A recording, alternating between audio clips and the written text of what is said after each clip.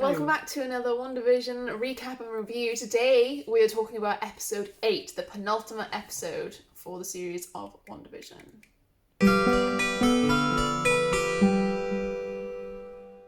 Right, speak up. I don't understand. I don't understand how they're gonna wrap this up in one episode. I hope it's really long because you said there was a whole.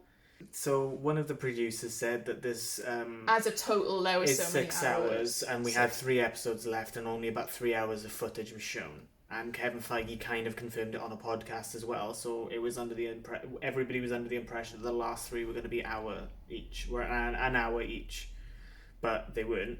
This one was only 46. Yeah, so about 40 minutes long. Including credits. So about 40 minutes long, and it was probably the longest episode we had, but the quickest. It flew by. Yeah, so we open the episode exactly where we left off, essentially. Yeah. The episode starts out in 1693, actually. Oh, sorry, yes. Yeah. So the episode starts out in Salem, Massachusetts. In 1693. Yeah. And it is Agatha Harkness being dragged to a stake, I suppose. Yeah, it is a stake, and at first it makes you think like witch hunt, but it's the witches of her coven saying that she broke the rules, she looked at magic well above her age and her station, like and dark magic. and practiced dark magic. And at first Agatha's very like, oh, I didn't do anything wrong, and her mum's it's her mum revealed because she's like, mother, please, and the mother's like, there's no point pretending, and then she kind of like comes into herself and she's like. Yeah. And then all the witches are like blasting her with this blue magic. Are they trying to kill her? I suppose they are. I would assume they're trying to kill her, yeah. So they're blasting her with this blue magic, and then Agatha, plays the Uno reverse card, and then it starts going purple, and she starts like sucking the life force from all the other witches. The mother's not doing anything, she's just looking at it. Not yet, yeah. But then, at the time though, Agatha's saying like, I can't control it, like why don't you help me, like help me please, teach me like how to control it, etc., etc.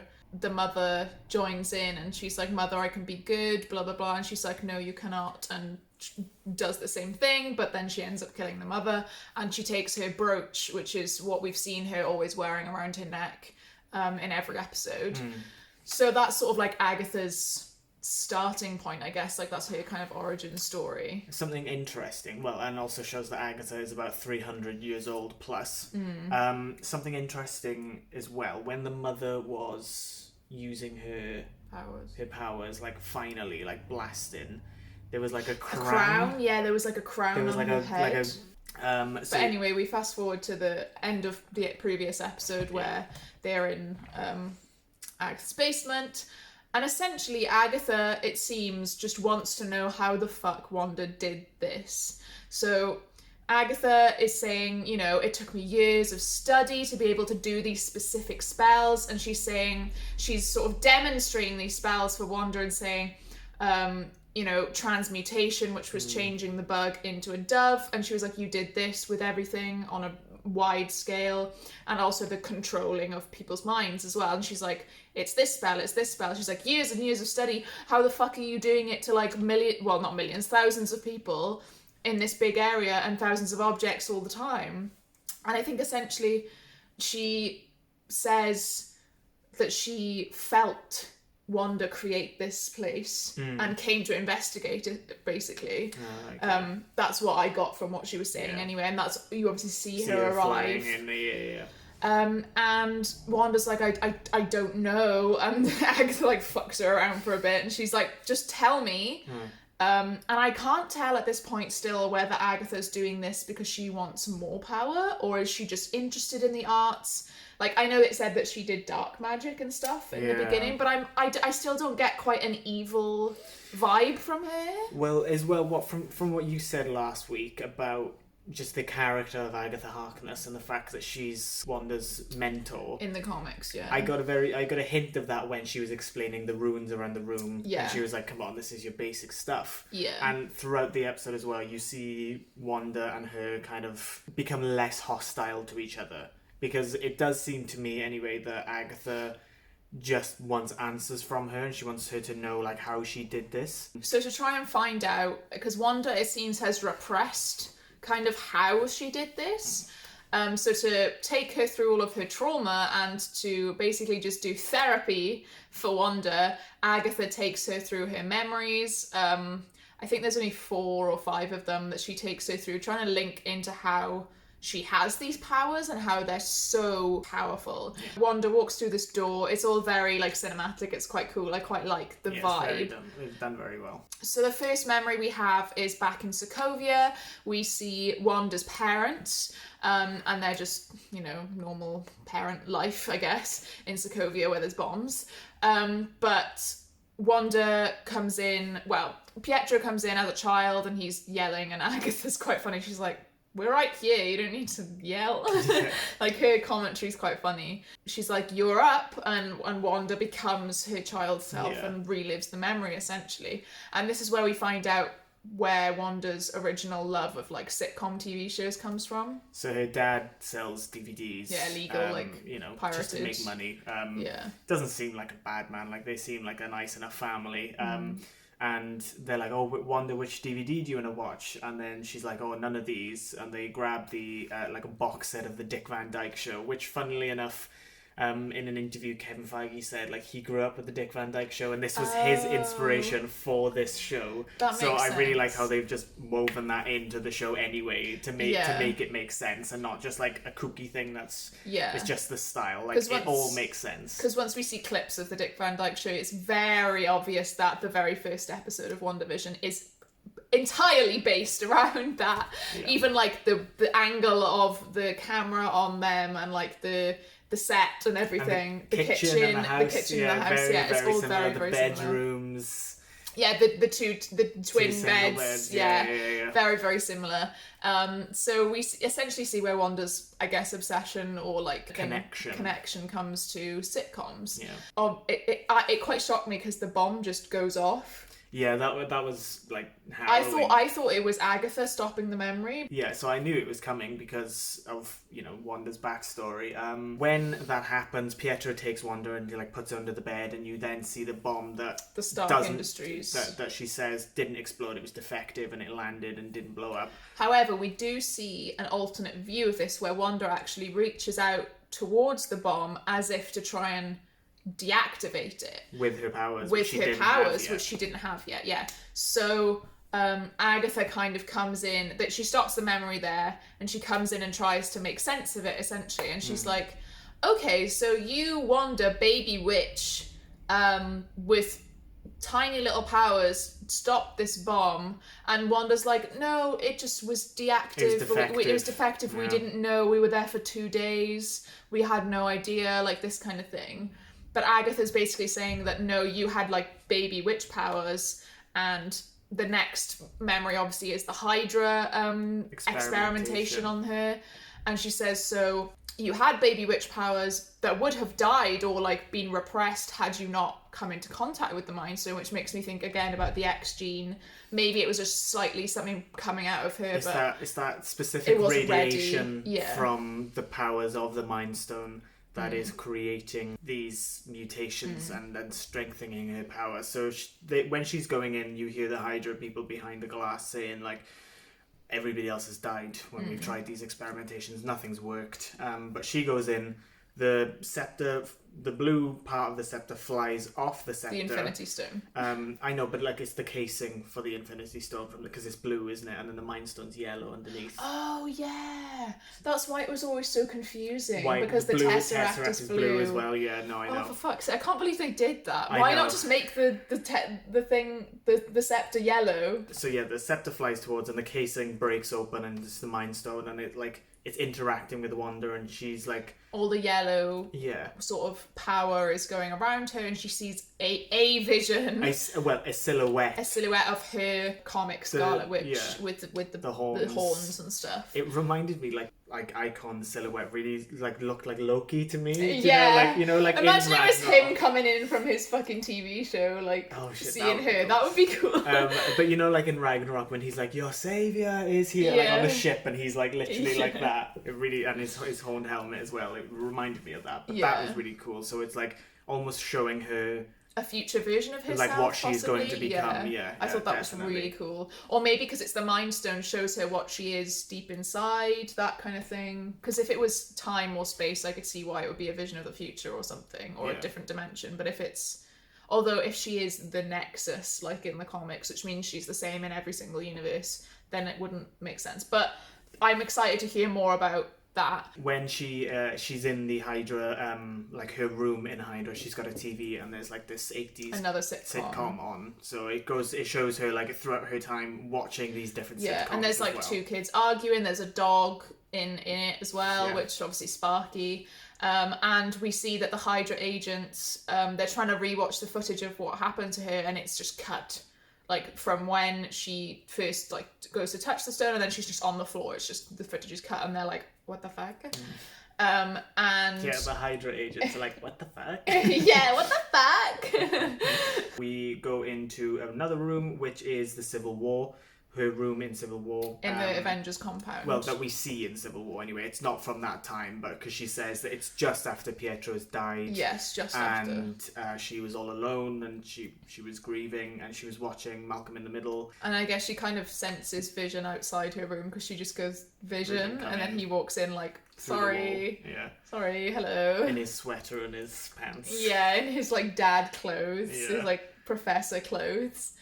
And we get this really, really beautiful interaction between them that's clearly at the very beginning of their relationship, and possibly before they've even talked before, really. And I guess they're not alone in the compound. There is no, there's probably other people a couple there. of other people there, but this interaction is so... It did make me cry, because it was the beginning. You can just tell, like, she's still in her grief, and she talks very, very poignantly about her grief and how it's like a wave that keeps crashing over her. She keeps trying to get up again, but it just crashes again, and she falls back down, and she thinks it's going to drown her. And Vision says this very just beautiful, beautiful like thing, saying like, what is grief if not love? Persisting, yeah. Vision honestly has the best lines, like the best writing. In Age of Ultron, he says a thing is beautiful because it lasts, talking about like the humanity and things like that. Vision, and in Civil War, he says like this amazing thing where he's like, our being, I'll put it up, but like he says, us being here invites, challenge, and then challenge incites catastrophe, and it's this really, really good way of looking. Like Vision just gets the best lines. Like he's amazing. He's so great. Good. They talk a little bit more, and you see Wanda kind of, something changes in her face. She kind of comes to this realization, like, maybe he can help me. I believe in what he's saying. What he's saying is making sense, and that truly, to me, shows that Vision brought her out of her like depression and grief the first time. So then Agatha says, so you lost your parents, you lost your brother, and then you lost your Vision, and he wasn't there to help you pick you back up again. So you just broke apart, I guess. And like, again, this is Agatha trying to force Wanda through her trauma, essentially, and to therapize her. To find out the root of what caused all of it. The hex and everything, So the next room that we go to is the sword base. I love the bit before this, though, where Agatha's kind of baiting Wanda into being upset or angry, because she's like, and they took him from you, they took his body from you, and you wanted him back. And then she's like, yeah. And then she fucking storms straight into the next door, and you see her come into the sword. Yeah, you see her perspective of her coming to get Vision's body, which what Hayward showed Monica and Wu was just her breaking this glass and being inside the area where Vision's body was. However, when we see it from Wanda's point of view, she comes in, she's arguing with the guy at the desk, like, let me see him, he deserves a funeral, I deserve a funeral for him. Hayward is on the phone with the security guards that has let her through. She goes through to Hayward's office. Hayward's like, oh my god, Wanda, so nice to meet you. Like, he's such a fucking snake, I hate him. And then he just leads her. It's like connected straight to his office, weirdly. But they lead through to like a place where there's a glass pane, and you look down and you can see the view of all of Vision's body apart, and they're tearing it apart and shit. Now, Hayward was being weird in this part, but I definitely think because of what he said, he was egging her on. He wasn't just saying these things to be a knob, which he is. He was definitely saying, because at one point he says, oh, you know, maybe you can bring him back. Yeah, this was one thing that I was like, how would he know that she possibly even has those types of powers? Yeah. She has no idea. She even is confused at him and is saying like, I don't know how to do that. I can't do that. What are you talking about? She's like, I just want to fucking bury him. What are you talking about? So which makes me think Hayward has some kind of outside source, some kind of someone telling him other stuff going on. Not sure. Hopefully we'll find out next episode. Is basically essentially egging her on, made you think that he wants her to take him to try and bring him back, because that's what Hayward wants. That's Hayward's motive. He wants to bring him back to make him a weapon. So we see Wanda get really mad and upset, rightfully so. Breaks the glass, does a little floaty thing down. It's so upsetting, this scene, I think, as well. I know. It really it goes back to Infinity War as well, because Wanda walks up to Vision's head. She's using her powers on him to like feel him. What? Oh. So Wanda's using her powers, and she's like, you know, on his head, and she's like, I can't feel you anymore. Like, yeah, you like I can't. Honestly, feel I was like sniffling at that point. And again, that's when Vision in Infinity War, when she's having to kill him, he's like, you can't hurt me. I just feel you. You know, and it's again, I know we mentioned it, I mention it at least every week, but it's the strength of having this universe that spans these movies and these interactions, that they can make a line like that, which would have been really nice on its own without any backstory, but the fact that they've used this before, and it's really her saying it again, like, I can't feel you, like he said, I only feel you. And I almost wish they had done much more with them before he died, though, because I remember when he did actually die, and you know, all that was going on, I just wasn't that phased. Like, I wasn't upset. I was just like, oh, that's a bit shit. But now if I rewatch it, I know I'm gonna sob. I'm gonna absolutely cry my eyes out if I rewatch it. The acting is again like amazing in that scene from Infinity War, and in this entire episode. Yeah, with Elizabeth Olsen. Yeah, it's good that they've given Vision more personality, because he was just a robot, and he probably didn't have much, but he didn't really have many facial expressions, I feel, as well before. No. Obviously he was directed that way. Yeah. But in this bit, in the previous bit where they were having the conversation, and he goes, would it bring you comfort to talk to me about it? About obviously Pietro dying. And she goes, the only thing that would bring me comfort is to see him again. And Vision's like, yeah, he looks at you. Yeah, it's a very, okay. Yeah. Shouldn't have brought this up. When she can't feel him anymore, she just leaves. Yeah, she just leaves.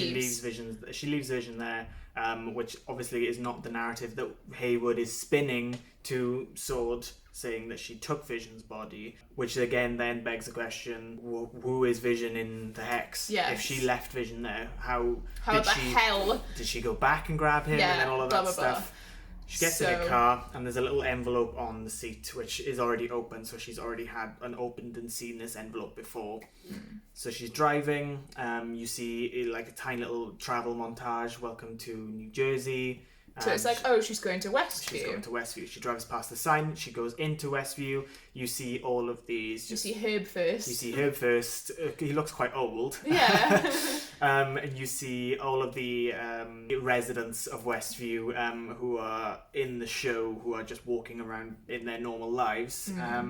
Wanda walks to this kind of rundown part of it where there's a bunch of houses that looks a bit overgrown. She just parks, and then next door is... Parks. She walks up to this like vacant plot, opens the letter, and it says to grow old in V, and a little heart around it, which is obviously a plot of land that Vision has bought for her. And I literally gasped. It was horrible. Like, it's so sad. I gasped and then I cried. Yeah.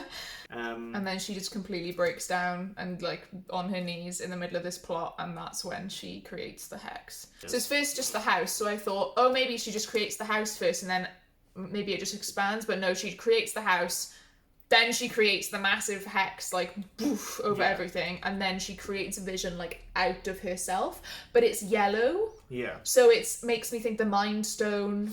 Well, that's it, because when she's making the hex and everything, it's all red. It's all red. It's but her it's power. Like all the power we've seen has either like her eyes glow and then it's out of her hands. When she's doing this, there's like a massive power surge here, and it's just like exploding out of her. It's the same when she's making vision, and obviously this is all power from the Mind Stone. Does it have the ability? Because I mean, the stones can destroy the stones, as we've seen Thanos do. Can a power from the stone create another stone? Because Vision was there and the stone is there, and she's created a completely like, he can't be vibranium because like, you can't create vibranium, like nah. Surely not, unless she's literally pulled it from another dimension, like somehow with the Mind Stone. Yeah. And like he also still can't leave the hex, so he's not alive. No.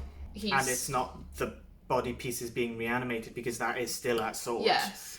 So is it all an illusion? Just a very good one, like a tangible illusion? But he's himself. He has his personality. She can't like create. But that shows he has no memories of anything, because he has what choppy memories I suppose she has put into him. So we're in the 50s sitcom, and Wanda like walks into it as the black and white, and she's like fully in it then, and I suppose like back in her grief and her sort of illusion. And he goes, "Wanda, welcome home." Yeah, you see like the studio lights looking in, and you hear distant clapping. Looks at the stands, and it's Agatha, and she's just clapping, and she does her little poof poof, and she disappears in smoke. And you hear Wanda's kids calling out for her. Suddenly, yeah, so she runs outside. And Agatha's like flying, and she's got like she's in her witchy garb as well, which I think which is her cool. costume looks really good. Like tattered, kind of maybe showing her age in terms of how old she's had this costume. And she's got like, she's strangling the kids essentially. Yeah, she's got them by these like powerful, like these stirrup little, type strings, like around their neck. She basically says to Wanda, like, you are too dangerous. This is chaos magic. Like, I've never seen anything like this. You are she kind of alludes to the fact that Wanda might be like a prophesied person, or someone who has been talked about in legend, myth. I think she says that it's myth or something like that. She says something similar. This is the very first time in the MCU that we hear the word Scarlet Witch. Yeah. And we hear her called the Scarlet Witch, which I didn't realise. Oh, yeah. Because I just know the name Scarlet Witch in general because of just comics. Like, I haven't even read any of the comics, but people just know in general, oh, it's Scarlet Witch. But I never even realised they have never called her that in the MCU. So I was like, oh shit, okay. So the Scarlet Witch must be an entity, a mythical entity, a legend, something like that. Well, it reminds me similar as well. The Scarlet Witch is a mantle, very similar to the Black Panther. You know, the Black Panther is the watcher over Wakanda. The Scarlet Witch is this most powerful nexus possibly plays comes around into with chaos magic, and who has this reanimate people, has these insane powers. Exactly, and this is what makes me confused about Agatha's motive, is that she's like, you are too dangerous, but also that's what her mother did to her. Yeah. So it makes me think either Agatha's going to try and mentor her and make her not dangerous and do the opposite of what her mother did to her, or she just wants to be I wasn't sure if she wanted to be the most powerful witch in the world, so wanted to kill Wanda off so that she could stay the most powerful witch. Not sure of the motive there, but it just ends. And she's still got the kids strangled, and it just ends. So another cliffhanger for us. And I really hope the next episode is really long, because it will be... It has to be. As a finale, it has to be. But then obviously we do get a post-credit scene where they say the team is now ready to launch. Yeah. I don't know what they mean by the team. I guess the team who are doing the work, which we see. Right, okay. And we see it's revealed. Hayward is like, oh, we could never get the power source right, but now we have it straight from the source. Which is Wanda's and you red. see the drone that they sent in that has the Wanda's magic on it. And they boot it up, and it cuts, and you see these feet that's completely white, and it pans up, and it's... Even before that, though, I was like, they've got Vision's body. I was like, they've created Vision's body as a weapon. And it's this white Vision, and it looks... It's like white and blue, because he's got blue on his... It looked like the arc reactor It You know, did, like yeah, the triangle similar. arc reactor there, and he opens his eyes and it's like black with these blue crystal Irises. pupils. Yeah. And he's like looking around, and I think this is the third time Vision has been born. Yeah. He got born in Age of Ultron, born out of Wanda, and now born again. Yeah. In all of this, so this must be. He looked very much like the Silver Surfer. Obviously, it's not, but it's kind of cool. He looked cool. very much like that. Pure white, which I don't know why. So they are probably going to send Vision in. Maybe he goes in and because of the radiation gets turned into the Silver Surfer. That would be Probably pretty not cool. gonna Like that, happen. yeah. Silver Surfer's very Imagine cosmic. Paul Bettany being the Silver Surfer as well, and then he was Vision, and now he's the Silver Surfer. That would be great. I want him to stay and work. Thinking of it, Paul Bettany would be a really good Silver Surfer. Yeah. I hate it. Yeah. I hate everything Hayward does. I want him to die. I can't stand him. I can't stand Sword. Why are military people like this? Why is the government like this? I don't want to see her have to fight Vision. Maybe her own Vision will help her fight this Vision. Her own Vision can fly. We haven't seen him use the Mind Stone power that he has. Maybe he can't. I don't know. Oh yeah, like the beams. Yeah, the beam that fucked Rhodey up. Fucked Rhodey up, yeah. I just don't know where Monica is. Like, where did Monica go? Because they're outside the house now where Monica was left. So she must have been doing something whilst she was going through therapy. Another thing, right, that I'm not happy with. It kind of makes sense, and I'm glad they've explained it. But Agatha said that like fake Pietro or Fietro that she made, that she meddled with.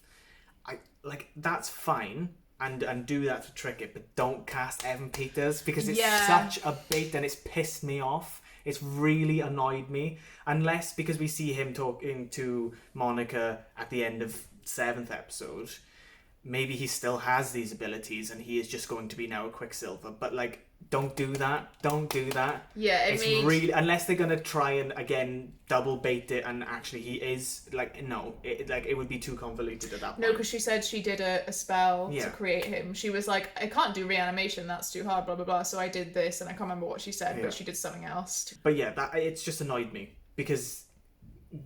No, I agree. It's very like they can still do multiverse stuff, and he can still be Quicksilver in another multiverse.